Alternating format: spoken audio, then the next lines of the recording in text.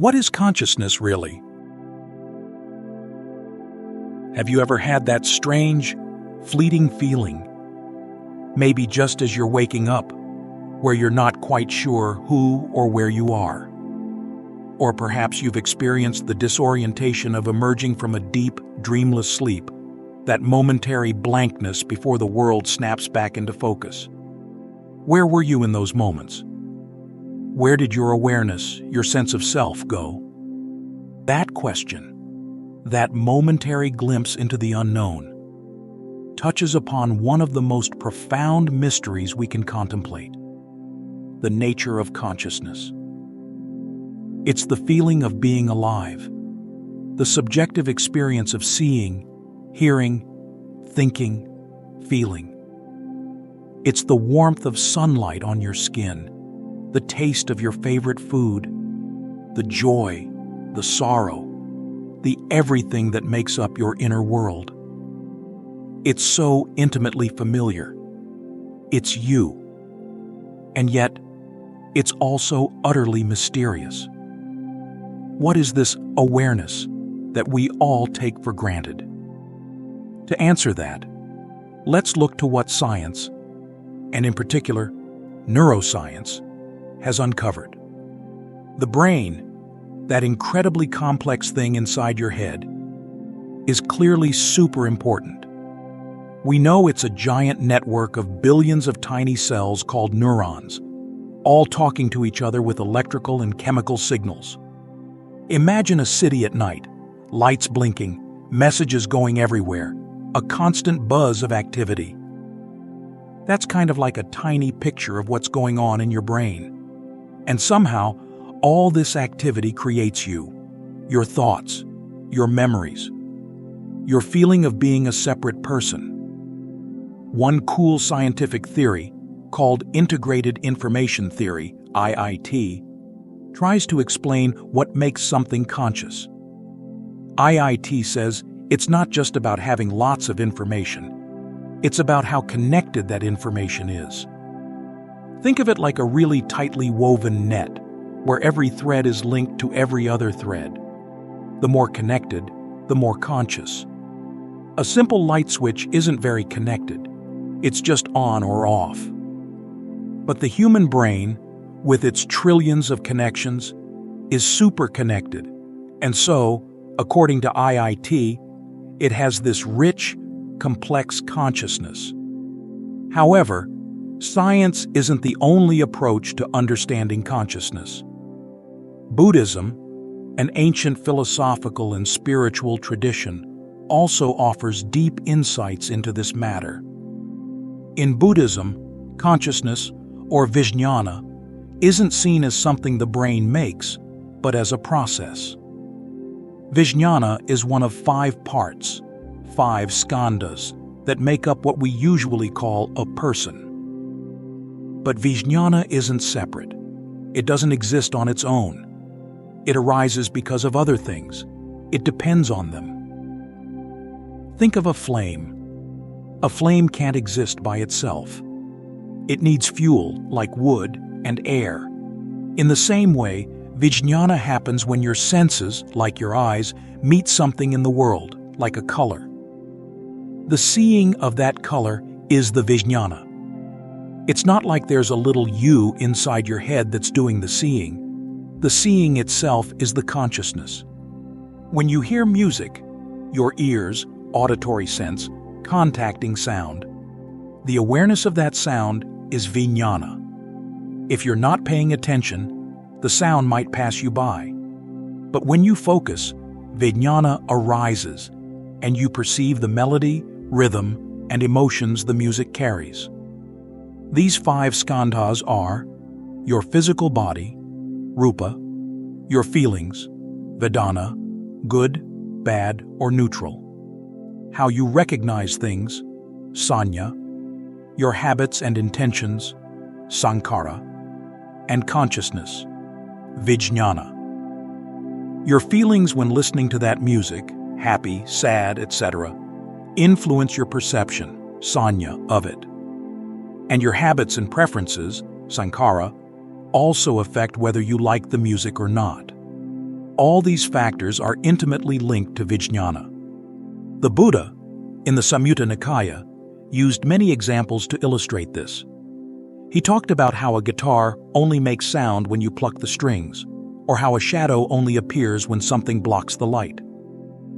Consciousness, like the sound or the shadow, isn't a thing that exists by itself. It's something that happens because of certain conditions, and it changes when those conditions change. This idea of consciousness as dependent and always changing is central to Buddhist thought. It challenges the idea that we have a permanent, unchanging self, an I separate from everything else. Buddhism points to how everything is connected, always flowing and changing. So we have two views, two lenses through which to view consciousness. Science. Consciousness is like a complex computer program running on the brain, a result of all that connected information. Buddhism.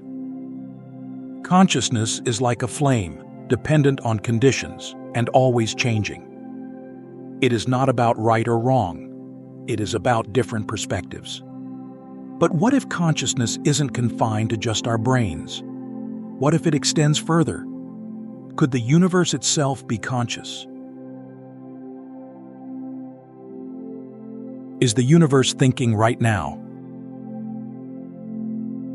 We've explored what you might call consciousness, that feeling of being aware, of experiencing the world from both a scientific and a Buddhist perspective. But what if we zoom out? Way out. Beyond your body, beyond the earth, beyond even our solar system.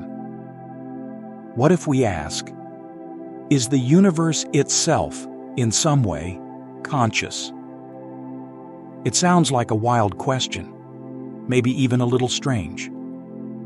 But it's a question that some scientists and philosophers are taking very seriously. And surprisingly, it connects to some very deep ideas in Buddhism. Let's start with the science. There's a growing idea called panpsychism. Pan means all, and psyche means mind or soul. So, panpsychism is the idea that mind, or some basic form of consciousness, is a fundamental property, a basic characteristic, like gravity or electromagnetism, of the universe. It's not saying that rocks and trees are thinking like we do, but it suggests that even very simple things, like atoms, might have a tiny spark of experience, a rudimentary form of awareness, a very simple, basic kind of awareness, like the feeling of an insect. One of the leading thinkers in this area is philosopher David Chalmers. He argues that consciousness might be a fundamental building block of reality. He doesn't claim to know this for sure, but he suggests it's something we should consider. Why? Because it might help us solve the hard problem of consciousness, the question of why physical processes in the brain give rise to subjective experience, your personal inner feeling of being you, at all. Now, this isn't the mainstream view in science. Most scientists still believe that consciousness is something that emerges from complex systems, like brains. But panpsychism is getting more attention, and it's making us rethink some of our basic ideas about the universe. So, what does Buddhism have to say about this? At first, it might seem like Buddhism and panpsychism are completely different. Buddhism focuses on the human experience, on ending suffering, on understanding the nature of mind. It doesn't usually talk about the consciousness of atoms or the whole universe. But if we look closer, we find some interesting connections. One of the core teachings of Buddhism is dependent origination, pratitya samutpada. This is the idea that everything is interconnected, that nothing exists on its own. Everything arises in dependence on other things, like a vast, intricate web, a complex, interconnected network, like a spider's web. Imagine a network of dewdrops, each one reflecting all the others. If one drop changes, it affects all the others, because they're all connected. That's similar to how dependent origination sees the universe. Everything is linked, and a change in one thing affects everything else. This applies to mind and matter too. In Buddhism, there's no real separation between them. They arise together, interdependently. The Buddha, in the Majjhima Nikaya, used the analogy of two sheaves of reeds leaning against each other. If you remove one, the other falls. Mind and matter are like that. They support each other. Dependent origination isn't just a general idea. It's often described in detail through the 12 nidanas, a chain of cause and effect. It starts with ignorance, avijja, which leads to volitional formations, sankhara, then consciousness, vijnana, and so on, ultimately leading to suffering, dukkha. Understanding this chain, Buddhists believe, is key to breaking the cycle of suffering. Each link depends on the one before it, and leads to the one after it, like a complex, interconnected chain reaction. Now, here's the connection. If everything is interconnected, if mind and matter aren't fundamentally separate, then it's not such a big leap to consider a kind of universal interconnectedness of awareness.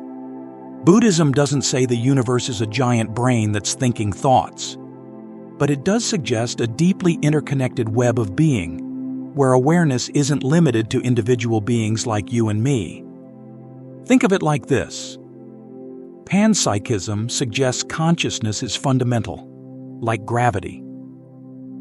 Buddhism suggests a universal interconnectedness, where awareness isn't limited to individuals, but is more like a field in which individual consciousnesses arise. It's not that the universe is thinking in the way you are thinking. It's more like the universe is a vast field of potential awareness, a field in which individual consciousnesses, like yours and mine, arise and fade away. So if the universe is indeed a vast web of interconnected awareness, what does that mean for our place in it? Emptiness and the cosmic mind. We've been exploring the idea of a universe possibly imbued with some form of awareness, drawing parallels between modern science and ancient Buddhist wisdom. Now, let's turn to a concept that might, at first, seem to challenge everything we've discussed: emptiness. In Buddhism, this is known as shunyata, and it's a concept that can be both challenging and deeply insightful. It's not about nothingness, but about a different way of understanding everything. Core question is this: if everything is interconnected, if everything depends on everything else, then what's fundamentally real? If there's no independent, self-existing thing, how can anything, including consciousness, even exist? This is where the profound teaching of shunyata comes in. Emptiness, in the Buddhist context, doesn't mean that nothing exists. It means that nothing exists independently, in and of itself. Everything is empty of inherent existence. Everything is interconnected and interdependent, arising from a web of causes and conditions. The Heart Sutra, a key text in Mahayana Buddhism, makes this powerful statement: form is emptiness. Emptiness is form. This isn't a riddle. It's a profound insight into the nature of reality. It means that the things we usually perceive as solid and separate, tables, chairs, even our own bodies, are actually processes, events, constantly arising and passing away. They're not fixed things, but dynamic patterns of energy, like the ever-changing patterns of clouds in the sky, or the swirling patterns in a flowing river. Think of a wave in the ocean. The wave seems to be a separate thing, rising and falling, but it's not truly separate from the ocean. It is the ocean taking a particular shape for a moment. The wave is empty of its own independent existence. It depends entirely on the water, the wind, and many other factors.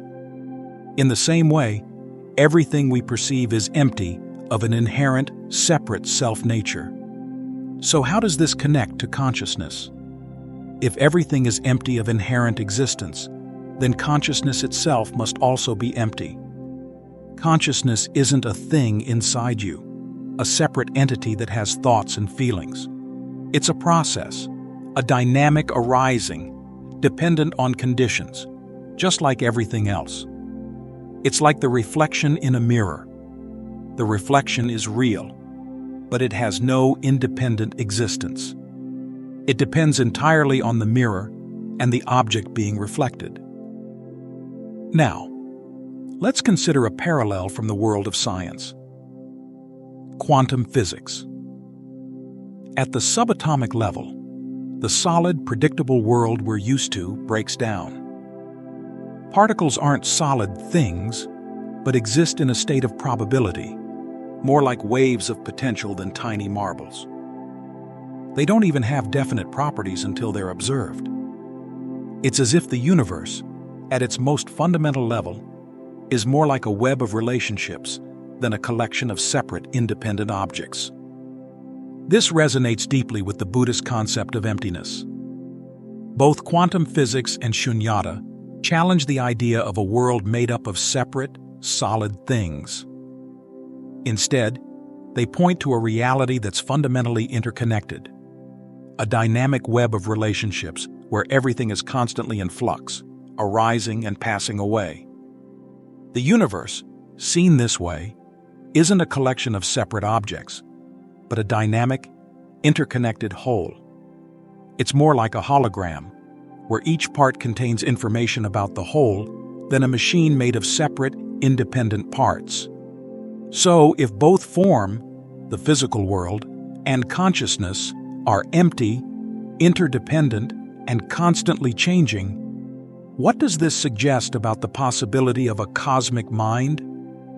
It suggests that if there is a universal awareness, it's not a separate thing from the universe itself. It's not a giant brain somewhere out there. It's more likely the interconnectedness itself, the dynamic, flowing nature of reality. Buddhism. Consciousness is like an echo, real, but without an independent source.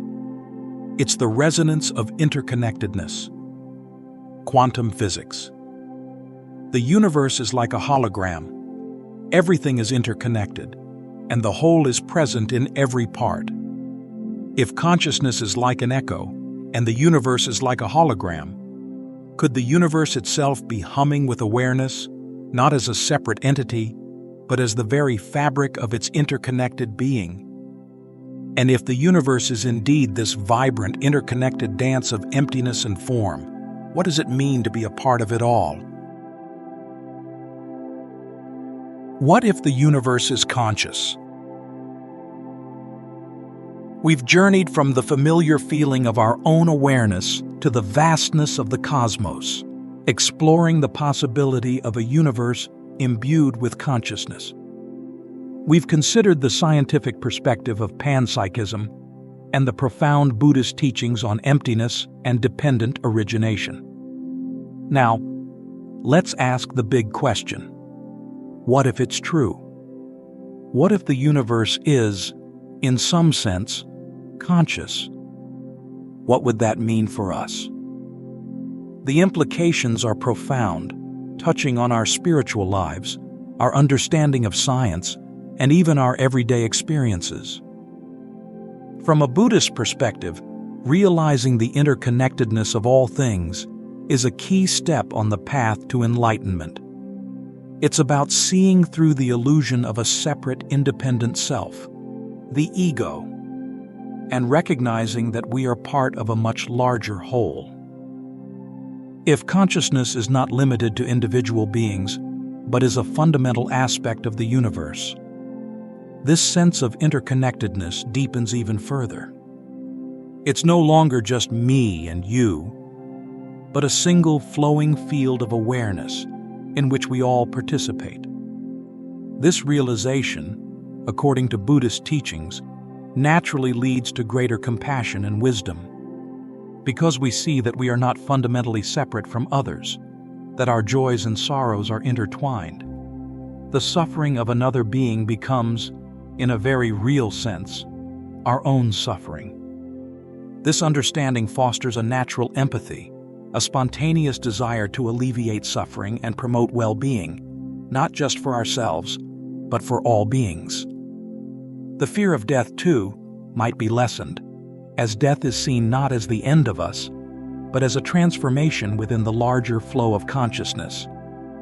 It's like a wave returning to the ocean. The wave's form changes, but the water remains. But what about the scientific and philosophical implications? If the universe is conscious, does that mean it has intentions? Does it care about what happens? These are questions that we can't answer definitively. Panpsychism, as a scientific theory, doesn't necessarily imply a purposeful universe. It simply suggests that consciousness is a fundamental property, not something that emerges only in complex brains. However, the very idea of a conscious universe challenges our traditional, materialistic worldview, where consciousness is seen as a mere byproduct of physical processes. It opens up new avenues of inquiry, new ways of thinking about the relationship between mind and matter, between the subjective and the objective. And what about our everyday lives? How might this understanding affect the way we live? Perhaps it would lead to a greater sense of reverence for the natural world, a deeper appreciation for the interconnectedness of all life. Perhaps it would encourage us to cultivate mindfulness, to pay closer attention to the present moment, recognizing that each moment is an opportunity to participate in the unfolding of the universe's awareness. It might also change how we approach our own inner experiences. If consciousness is not limited to our individual brains, then perhaps our thoughts, feelings, and intuitions are not just ours, but are part of a larger field of awareness. This doesn't mean we're not responsible for our actions, but it might encourage us to be more open to the wisdom that arises from beyond our limited, ego-centered perspective. Ultimately, the question of whether the universe is conscious remains open. But the very act of considering this possibility can be transformative. It can expand our understanding of ourselves, our place in the cosmos, and the nature of reality itself. If consciousness is the universe experiencing itself, then every moment, every breath, every thought is the universe waking up to itself through you. And that, perhaps, is the most profound realization of all. These are questions that invite us to continue exploring, to continue questioning, and to continue deepening our understanding of ourselves and the universe we inhabit.